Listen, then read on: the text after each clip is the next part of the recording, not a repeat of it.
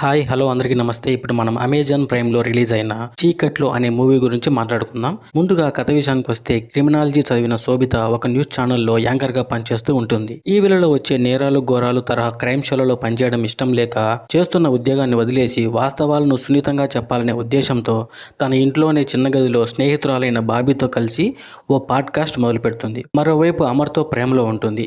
ఒకరోజు సంధ్యా friend Bobby and lover అయిన అమర్ ఇద్దరూ హత్యకు గురవుతారు.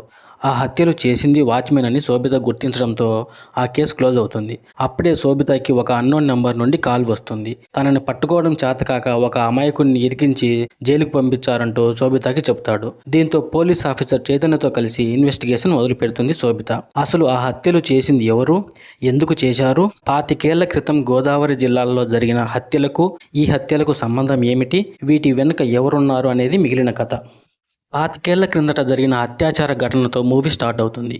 శోభిత ఫ్రెండ్ బాబీ హత్యతో కథలో సీరియస్నెస్ స్టార్ట్ అవుతుంది. ఇన్వెస్టిగేషన్ సీన్స్ చాలా స్లోగా ఉంటాయి. Special officer Esha Chawla entry తర్వాత కూడా కథలో వేగం ఏమాత్రం పెరగదు.